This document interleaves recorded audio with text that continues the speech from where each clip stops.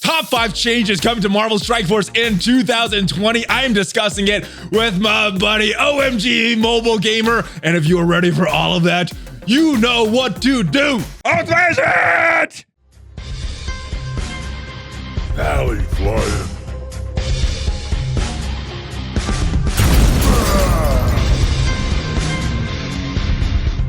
What is up, Valley Maniacs? ValleyFlyin here. I am back. Welcome to the channel. I am joined by my brother, OhEmGee, Trevor MobileGamer. What is up? How are you doing? I'm doing amazing. We're having a great time. You got to hear my 5, and we put that up last week, and now we get to do your 5. This is going to be fun. You guys had to wait a week for this, but we are finally doing this. And yes, so let me do a little disclaimer. Both of us really like the game. I think you, in your previous video, you said it was one of your favorite games. If not it is my favorite game right now. Yeah. For myself, it is my favorite game as well. Overall, I like this game, but we're not talking about any of the positives in this video. We are talking about the things that I want to see change, and I'll get your reaction to it. Maybe you agree, maybe you don't disagree. I know there's some overlap there, so let's just get into it. Number 1, no particular order, the time crunch in the game. I know in your video last week you were talking about having to do other things. You wanted to spend some time with your girl, but you couldn't really do that because of raids, and we had a war going on. It seems like every other week, 3 raids on a Monday, war going on, and a new blitz. And if that is a character that you want, that is a huge time sink, especially with that opening rotation. Time crunch. What do you think they could do to solve this? Because this is a big issue for me, and I know a lot of people, and there's this attrition in the game because of it. Right.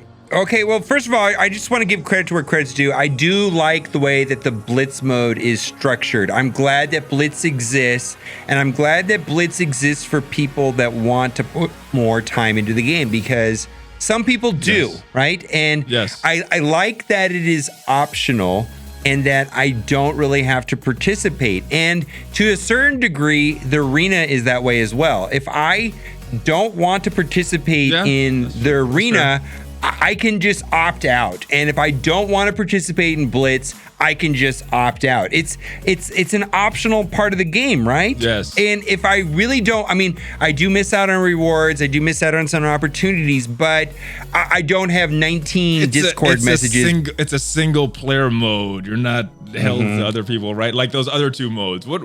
Those other 2 modes are the issue, I think. I have a significant problem with the time crunch that is, no fault of the guild. Basically, if you're in a competitive guild, there's going to be certain things required. And you and I are in the same guild, and we could easily be in a more competitive guild, but I think we've landed in a guild that matches our level of competitiveness. Does that make sense? And I think every player is got to have a meeting of the minds and be in the right guild. However, it is still really stressful, and I've got 2 issues with the time crunch and my guild, and it's not because of the guild, it's because of the way the game is designed. The first one is with the raids, and specifically with U7 and the beta and the alphabet Greek raids, is like, pretty much the last thing I have to do before I go to sleep is make sure I have no energy in any of the raids. I have to do it before I go to sleep. And then when I wake up, same thing. And then I'm checking in one more time in the middle of the day when the raids are ending. So this is not a good lifestyle for me attracting. I'm recently single, so I've been dating a lot, and this is kind of a strange experience. When girly comes over, it's like we had a nice dinner, we had a great evening. We're hanging out, snuggling in bed. Watching Mandalorian, watching Baby Yoda. Hold that thought. We can't snuggle anymore. I need to go and make sure my raid energy is gone. And I need to stick my face in my phone for next 2 hours. And you just gotta wait there. You gotta wait there because I got something. And I'm lucky. I'm in a unique situation where hey, this is what I do for a living. But if this was a hobby, that wouldn't go down that way. This would be like, what kind of weirdo are you? Where you what if or a wife or a longtime girlfriend is not like? What is your situation like with your wife? I mean, well, my situation is kind of like yours. I also make the videos. I get money from this, so there is an incentive to be playing this game. But it's if I was just trying to play, it would be totally different. She'd be like, "What are you doing? Why are you playing this game so much? It's just a game." Specifically with war, you know, like the war starts, and you know, and the problem with war is it's not just like log in and get it done with. It's log in and see if the battles are ready, right? And if you're not doing 4, 5, 6 attacks in the first 3, 4 hours, you're not in a competitive guild. It's just that simple. Yeah. I mean, if you're in a competitive guild where you want to win, the start of the raid, the start of the war is very important. And it happens to always start when I'm at dinner and it's like, hey, I've got to go to the bathroom. And I'm going to the bathroom just to check my phone to see if there's a battle I can play. And hopefully, you know, I can get a battle in, because those first matches really matter. Getting to that armory, getting to the barracks early really determines the outcome of the war. And if you want to be competitive, you know, you have to participate in a guild with 24 other like-minded people that are willing to set aside that 4 hours of that evening or their afternoon, whenever the start of the Yeah, and it's just a strange thing, you know. It's not playing. It's waiting. That's the thing. Well, and I want to give credit to where credit's due. That, you know, the changes to the way boosting and the changes made to the boost is player friendly. I mean, because that was also part of it, was applying the boosts was this weird game of tapping your phone and racing, and now they've eliminated that. I do like that quite a bit. It's good. I'm glad they changed it. I am as well, but I think they do need to go further with the raids and war in particular. I think those are the two biggest areas of the time, and of course Blitz. Blitz does take a long time, but like you said, that is an optional mode. It's optional. The other two, I don't think are optional. Raid and war are not optional. Yeah, like if you go on vacation and you're in Hawaii with your family, and the best character in the world is being blitzed, it doesn't matter. You're not going to do it. You know what I mean? You're just not going to do it, and it's optional, right? Yes. But in your raid, in your guild, you're going to have to like either drop to a lower guild or plan carefully, or the guild is going to have to make an accommodation for you. It's just that simple. Well, here's the other thing about Blitz. This is a cell phone game. This is a cell phone game. This is a cell phone 100%. Game. Can I say it one more time? This is a cell phone game. What kind of game is this? This is a cell phone game. It's absurd. You think about it. I mean, one more point. Hold on. Let me just make one more point. With Blitz, you could do that thing on auto. So you can't do stuff with your family. Throw it in auto, put it in your pocket, you lose, you win, whatever. You cannot auto the raids. You cannot auto the war because there's too much on the line. So I auto the raids because I have to do other things. So I often will auto the raids. It depends. Like, there's a way of doing them, but I got to tell you, war, you can't auto war. No, ever. No, every single battle matters. You cannot lose on that. And what I do like about war is it's very competitive, and I know the feeling of me wanting to throw my phone. Everybody's experienced on war. I actually see that as a good thing for the game to incite any kind of emotion into me where I was that intense about winning or losing a battle is a good thing. I mean, I don't like that I want to throw my phone, but knowing that it's that important to me, that sounds so strange, right? I guess. If I had no emotion about the battle, I get what you're saying. The investment, the emotional investment in the game is a a good game long term. All right. But that was just one topic. Let's cover one topic. Okay. It was a pretty big topic though, because this time crunch is huge. Let's move on to my next thing, number 2. The farmable characters and the release method of these characters. Just off the top of my head, we're getting about 3 to 5 new characters every single patch, but only about between 0 and 2 are becoming farmable every patch. So that means every patch we're beginning to get more and more of a deficit. Before we started recording, you mentioned Colossus, still not farmable. Minerva, still not farmable. There's no way to get these. And Black Widow, never farmable. Black Widow. So I mean, there's something you spend money on these characters. You're like, great, I got this new character, but I won't be able to use this character in any meaningful way for another 6 months before when they become farmable, and if that ever happens. So one of my big changes I want to see in this game is the release method and just the predictability with these characters becoming farmable, because for me, that would make me a little more secure in the purchases that I make, that I know that later on I could build this character after X amount of time. What are your feelings on the release method and the farmability of new characters? This is not going to be the answer that I think a lot of people. I'm kind of used to it based on the other games I've played, and I think it comes with the territory of this type of game.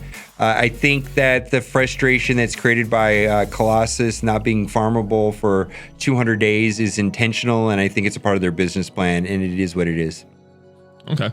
Would you like to see that change as a player? Or is yeah, that but I think we're playing a game that is based off of frustration marketing. You know, we're forced into buying things or behaving in a certain way because of impatience and or frustration, and it is just that is their business plan, frankly.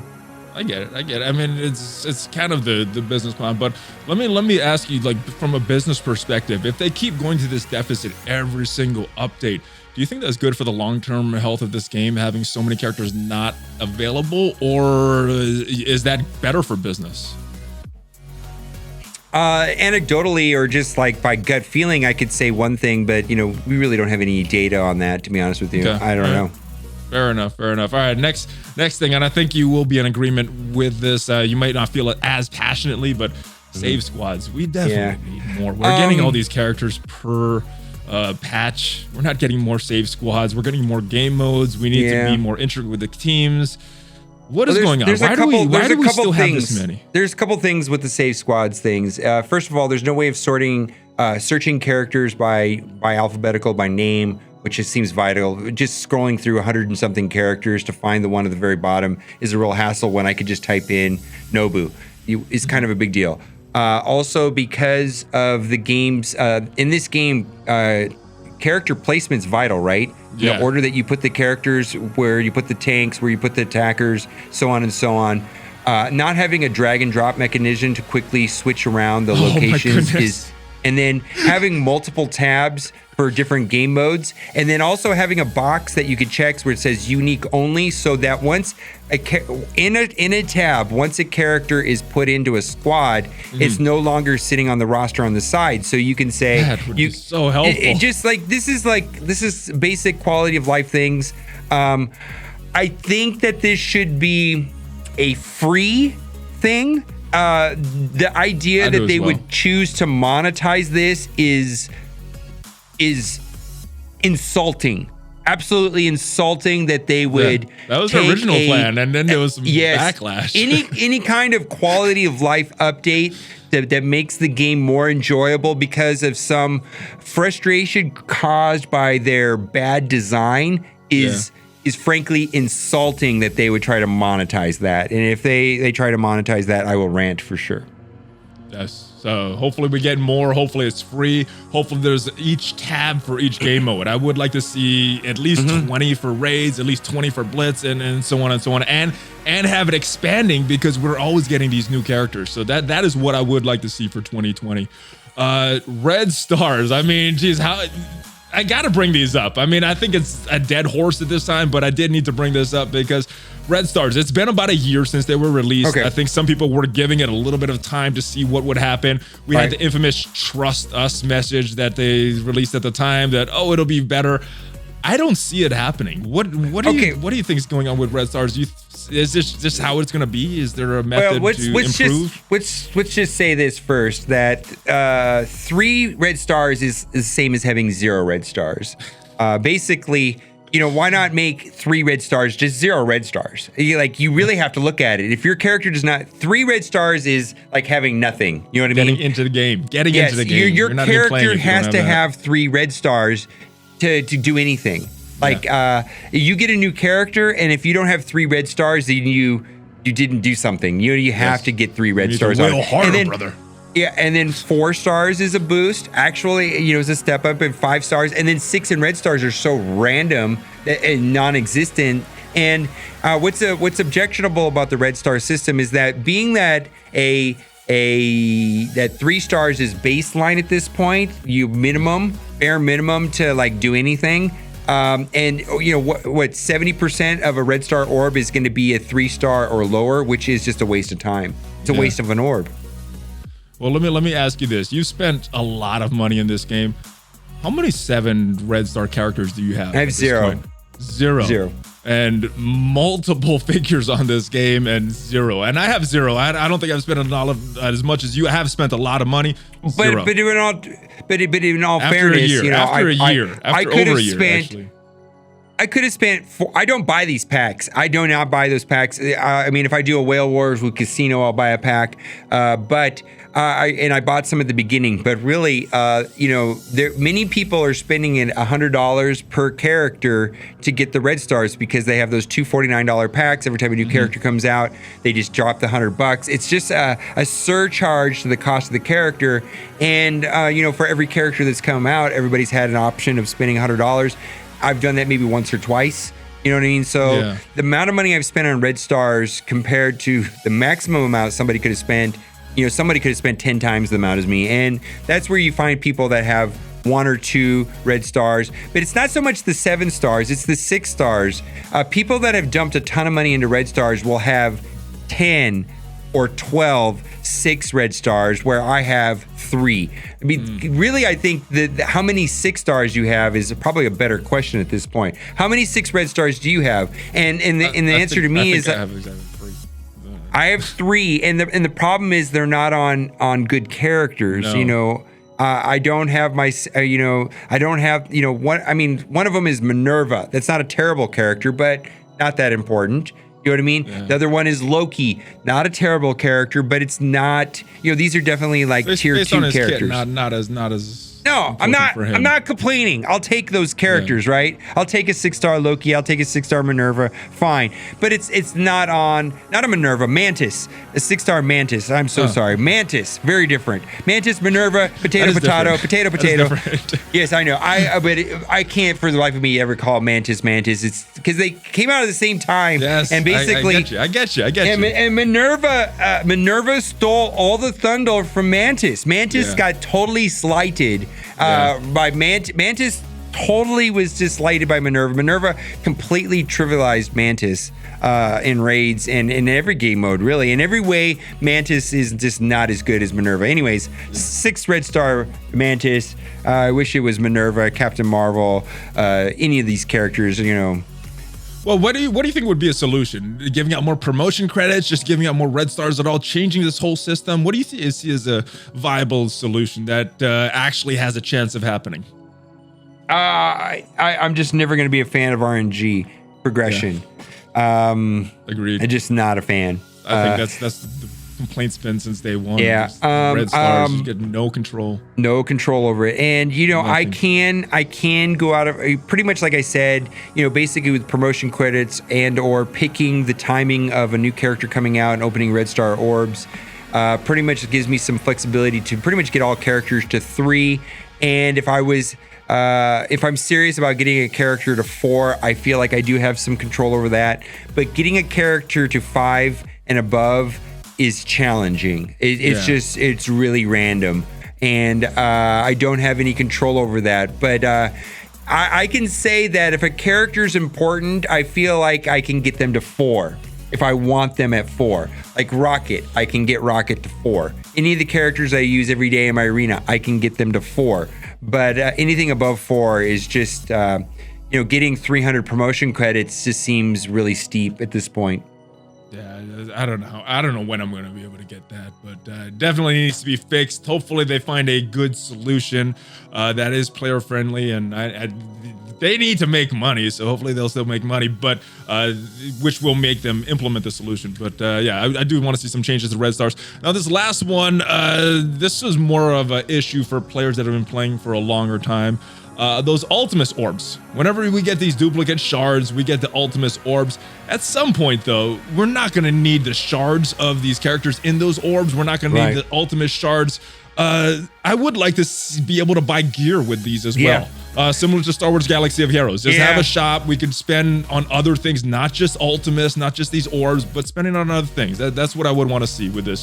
Simple change. Add another store for our I mean, I have a 6-star Ultimus. At some point, I'll have a 7-star Ultimus. It would be refreshing that once I get to a 7-star Ultimus, let's say, they give me an option of buying a secondary orb that just gives away ABCs.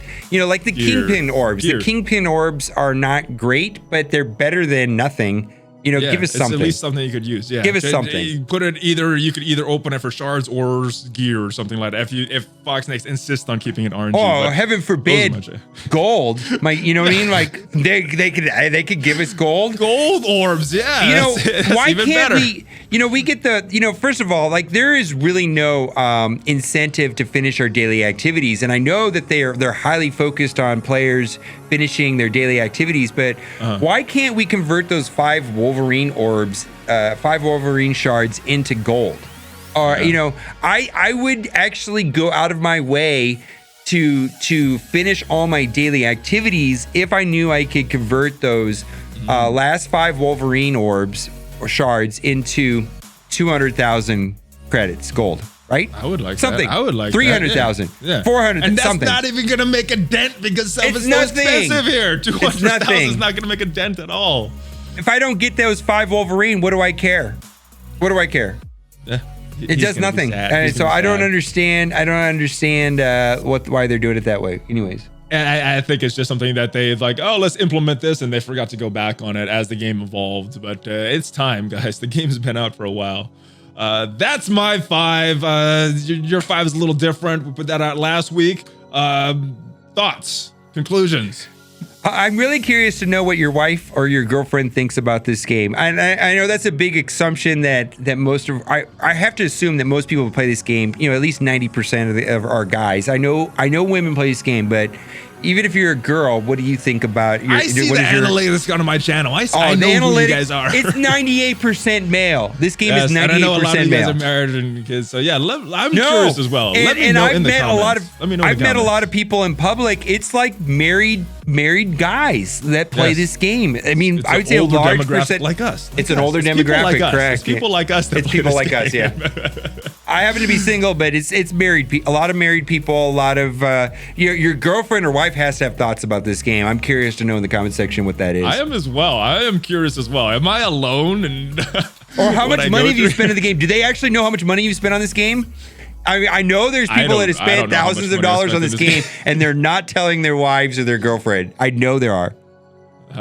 Well, we share accounts. It's a business account. It's all business write-offs in my house. Oh, well, yeah, we're in a different situation, but yeah. Anyway, all right, tell everyone where they can find you. As always, fun talking with you about Marvel Strike Force. This one's a little more negative than our normal videos, but it had to be said. Hey, we're still like 10 times more positive than Reddit. Yes. All right, guys. So check out his links down below. And yes, if what? I love Reddit. Actually, I read a lot of Reddit. I like Reddit, but it's really negative over there. My goodness. It is. Yeah. Well, thank you for stopping by. Check out his links in the description. And I will see you guys next time. If you like this video, subscribe to the channel, smash on that like button, join the notification squad, and share this with your friend. Check out some of my other videos as well. There's some links down below that support the channel. I will see you guys next time. I'm on social media. Hulk fist bump, baby. Hulk smash it. ValleyFlyin out. Hope you guys have a good holidays.